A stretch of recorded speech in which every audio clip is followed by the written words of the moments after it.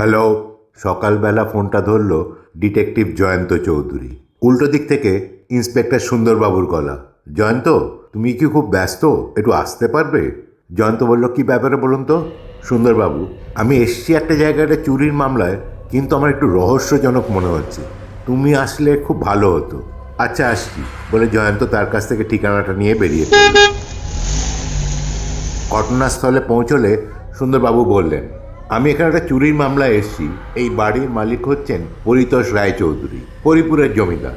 বেশিরভাগ সময় মফস্বলে থাকেন, কিন্তু মাঝে মাঝে কলকাতায় আসেন। এবারে একটা কাজে তিনি কলকাতায় এসেছিলেন। গতকাল কোনো জহুরির দোকান থেকে খুব সস্তায় নাকি কোনো একটা হিরে কেনেন। হিরেটার দাম কিন্তু অনেক, কিন্তু দোকানের মালিক সেটা দোকানে রাখতে রাজি হননি, তাই খুব সস্তায় তিনি সেটা বিক্রি করেছেন। যাই হোক, হিরেটা কিনে তিনি শোবার ঘরের আলমারির মধ্যে রেখে দিয়েছিলেন। সেটা চুরি হয়েছে। জয়ন্ত, কি করে? সুন্দরবাবু, তা কেউ জানেন না। জয়ন্ত, তো পরিতোষবাবু কি বলছেন? সুন্দরবাবু, তার কিছু বলার মতো শক্তি নেই, কারণ গতকাল রাত্রেই তার মৃত্যু হয়েছে। জয়ন্ত, স্বাভাবিক মৃত্যু? সুন্দরবাবু, আমার মনেও একটা সন্দেহ জেগেছে, কিন্তু লাশের কোথাও কোনো সন্দেহজনক চিহ্ন নেই। তাছাড়া পরিতোষবাবুর পারিবারিক চিকিৎসক হচ্ছেন বিখ্যাত ডাক্তার এস.এন. সিংহ। তার মতে হার্ট অ্যাটাকেই পরিতোষবাবুর মৃত্যু হয়েছে। তিনি কিছুকাল ধরেই হার্টের প্রবলেমে ভুগছিলেন। গতকাল সন্ধ্যাতেও নাকি তার বুকের ভেতরে অস্বস্তি হচ্ছিল। আপনাকে এই কথা কে বলল? সুন্দরবাবু, মুরারিবাবু। তিনি কে? উনি পরিতোষবাবুর প্রতিবেশী। আগে তিনি ডাক্তারি করতেন, এখন আর সে ব্যবসা ছেড়ে দিয়েছেন। রাস্তার উপারের বাড়িটাতে তিনি ভাড়া থাকেন। সর্বশেষ তিনি গতকাল রাত্রে পরিতোষবাবুকে জীবিত অবস্থায় দেখেছেন। জয়ন্ত, মৃতদেহ কি সৎকার হয়েছে? সুন্দরবাবু, না, পরিতোষবাবু এখন একলাই এসেছেন। হরিপুরে তার পরিবারের কাছে খবর পাঠানো হয়েছে, এখনও তারা কেউ এসে পৌঁছননি। জয়ন্ত, এবার আপনি বলুন তো, আপনি তাহলে কী সমস্যায় পড়েছেন? আপনার সমস্যাটা কি? সুন্দরবাবু, একই রাত্রে পরিতোষবাবুর মৃত্যু আর হিরেটা চুরি, এটা কি সন্দেহজনক নয়? অথচ মৃত্যুর জন্য কোনো সন্দেহ প্রকাশ করার উপায় নেই, কারণ অত বড় ডাক্তার সার্টিফিকেট দিয়েছেন। জয়ন্ত, আচ্ছা, চুরির কথাই হোক, হিরেটা যে এই আলমারিতে আছে সে খবর কে কে জানত? সুন্দরবাবু, সন্তোষবাবু জানতেন। তিনি পরিতোষবাবুর ম্যানেজার, এই বাড়িতেই থাকেন। পরিতোষবাবু যখন হীরাটা কেনেন তখন তিনি তার সঙ্গেই ছিলেন। সাধারণত পরিতোষবাবু সন্তোষবাবুকে নিয়েই সব জায়গায় যেতেন। জয়ন্ত, মুরারিবাবু কি বলেন? তিনি বলেন তিনি হীরের কথা নাকি কিছুই জানতেন না। জয়ন্ত, এ বাড়িতে আর কে কে থাকে? দুজন দারোয়ান, দুজন বেয়ারা আর একজন রান্নার লোক। জয়ন্ত, গতকাল রাত্রে কি পরিতোষবাবু ঘরের দরজা বন্ধ করে শুয়েছিলেন? না। জয়ন্ত, মৃতদেহটা আমি একবার দেখতে পারি? অনায়াসে, চলো চলো। মোটামুটি একটা বড় ঘর, একটা দিকে একটা আলমারি, তার মধ্যেই হিরেটা ছিল। অন্যদিকে একটা খাট, তার মধ্যেই সেই মৃতদেহটা শোয়ানো ছিল। দেখে মনে হচ্ছে তিনি ঘুমোচ্ছেন। এছাড়া টেবিল, চেয়ার ইত্যাদি ইত্যাদি। জয়ন্ত বেশ কিছুক্ষণ ধরে মৃতদেহটা খুঁটিয়ে খুঁটিয়ে দেখল। তারপর পকেট থেকে একটা ম্যাগনিফাইং গ্লাস বার করে মৃতদেহের বাঁ হাতের বুড়ো আঙুলের ওপর রেখে কী যেন দেখতে লাগলো। তারপর ফিরে বলল, সুন্দরবাবু, এই ক্ষত চিহ্নটা আপনি দেখেছেন? সুন্দরবাবু, ক্ষত চিহ্ন? জয়ন্ত, হ্যাঁ, অত্যন্ত ছোট একটা ক্ষত, বিশেষভাবে নজর না করলে চোখে পড়েই না। ক্ষতস্থানটা ভালো করে দেখে সুন্দরবাবু বললেন, দেখ, এইটা একটা সামান্য ব্যাপার, এ নিয়ে আমাদের মাথা ঘামানোর দরকার নেই। জয়ন্ত বলল, আমি পরিতোষবাবুর ম্যানেজার সন্তোষবাবু এবং সেই প্রতিবেশী মুরারিবাবুকে দু একটা কথা জিজ্ঞেস করতে চাই।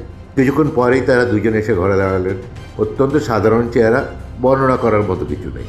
জয়ন্ত জিজ্ঞেস করল, সন্তোষবাবু, পরিতোষবাবুর বাঁ হাতের বুড়ো আঙুলটা কী করে কেটেছিল?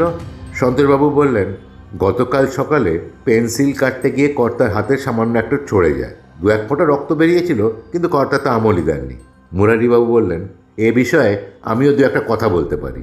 কাল সন্ধেবেলায় আমার সঙ্গে দাবা খেলতে বসে পরিতোষবাবু বললেন, বুড়ো আঙুলটা টন টন করছে। আমিও আগে ডাক্তারি করতাম, কোনো ক্ষতকেই অবহেলা করা উচিত নয় বলে আমি মনে করি। আমি বাড়িতে গিয়ে লাইজলের শিশিটা নিয়ে আসি।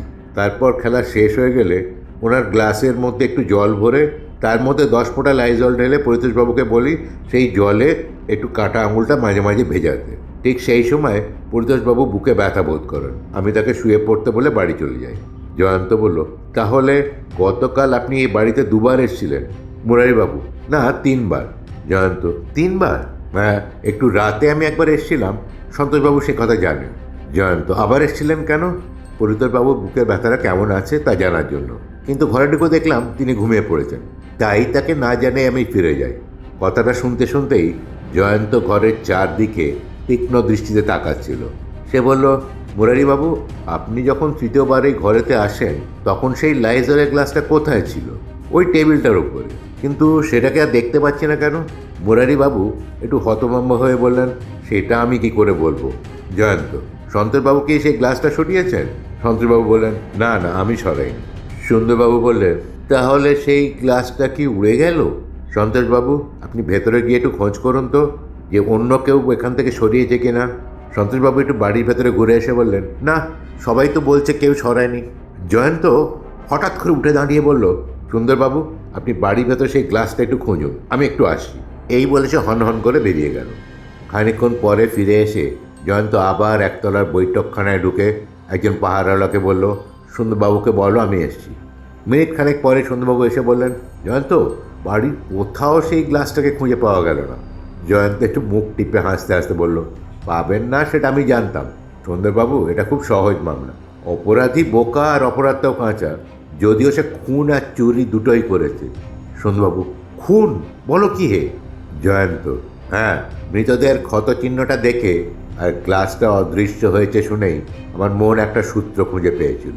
আমার মনে একটা সন্দেহ জাগলো যে গ্লাসের ভেতরে লাইজলের বদলে এমন কোনো মারাত্মক পদার্থ ছিল যা কারো জানা উচিত নয়।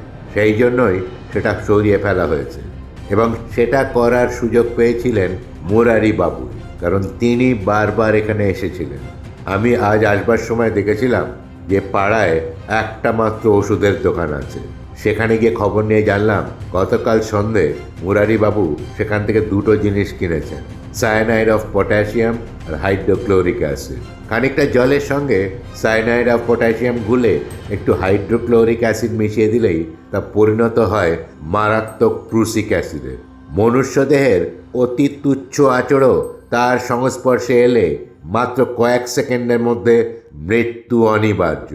মুরারিবাবু নিশ্চয়ই কোনোরকমভাবে হয়তো পরিতোষবাবুর মুখেই জানতে পেরেছিলেন যে আলমারির মধ্যে একটি বহুমূল্য হীরা আছে। হীরাটার লোভেই তিনি সেই বিষ প্রয়োগ করেছিলেন, এবং রাত্রে যখন শেষবার আসেন তখন সেই হীরাটাও চুরি করেন, এবং খুনের প্রমাণ সেই গ্লাসটাও তিনি নিয়ে চলে যান। কথাটা শেষ করেই জয়ন্ত বলল, সুন্দরবাবু, আপনি এই লাশটাকে পোস্টমর্টমে পাঠান। আর মুরারিবাবু কোথায় গেলেন? সুন্দরবাবু একটু খবর নিয়ে বললেন, মুরারিবাবু তার বাড়িতে গেছেন। জয়ন্ত বলল, শিগগিরই চলুন। একবার মুরারিবাবু বাড়ি থেকে বেরিয়ে পড়লে ওনাকে বা হিরেকে হয়তো আর খুঁজে নাও পেতে পারেন। মুরারিবাবুর বাড়িতে পৌঁছে দেখল যে তিনি বেরোনোর জন্য বোধহয় তোড়জোড় করছেন। বাড়ি সার্চ করা শুরু হতেই একজন কনস্টেবল মুরারিবাবুর খাটের তলা থেকে একটা সুটকেস বার করলো, জামা কাপড় এবং টুকিটাকি জিনিসে ভর্তি। জয়ন্ত জিজ্ঞেস করলো, মুরারিবাবু, আপনি কোথাও বেরোচ্ছেন? মুরারিবাবু বললেন, হ্যাঁ, আমার দেশের বাড়িতে একটু কাজ ছিল, তাই এখন বেরোচ্ছিলাম। সুন্দরবাবু বললেন, আপনি এখন কোথাও বেরোবেন না, চুপ করে বসে থাকুন। সুন্দরবাবু বললেন, জয়ন্ত, মনে হয় মামলাটা সহজ হয়ে গেছে, এই সুটকেসেই নিশ্চয়ই হিরেটা পাওয়া যাবে।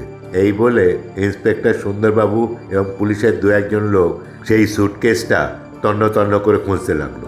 জয়ন্ত কিন্তু চারদিকে তাকাচ্ছিল। হঠাৎ সে গিয়ে মুরারিবাবুর ডাক্তারি ব্যাগটা খুলে ফেললো। মুরারিবাবু বললেন, ও কী করছেন? জয়ন্ত বলল, একদম নড়বেন না। একটু খোঁজার পরেই জয়ন্ত মুরারিবাবুর প্রেশার মাপার যন্ত্রের ভেতর থেকে একটা কাগজের মোড়ক বার করলো, আর তার মধ্যেই মিলল সেই অমূল্য হীরা। জয়ন্ত বলে, সুন্দরবাবু, আর খোঁজাখুঁজি করতে হবে না, এই নিন সেই বিষাক্ত হীরা। এই হীরাটার জন্যই পরিতোষবাবুর উপর বিষ প্রয়োগ করেছেন মুরারিবাবু। হীরাটা যখন পাওয়া গেছে তখন তিনিই যে চুরি করেছেন এ ব্যাপারে সন্দেহ নেই। আর খুনের ব্যাপারটা মুরারিবাবুকে আপনার থানায় নিয়ে গিয়ে একটু খাতির করুন। আপনাদের খাতিরে মুরারিবাবুর কথা আপনিই বেরিয়ে যাবেন। আমার কাজ শেষ, আমি তাহলে আসি, পরে আপনি আপনার সময় মতো ফোন করবেন। রাত্রিবেলায় সুন্দরবাবুর ফোন।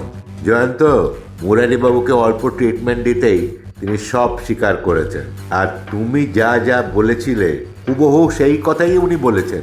আশ্চর্য তোমার বুদ্ধি। আজ এই পর্যন্তই, আবার একটা নতুন ভিডিও নিয়ে দেখা হবে। ভালো থাকবেন, সুস্থ থাকবেন, আর যদি ভিডিওটা ভালো লাগে তাহলে প্লিজ সাবস্ক্রাইব, লাইক ও অন্যদের সঙ্গে শেয়ার করবেন। ধন্যবাদ।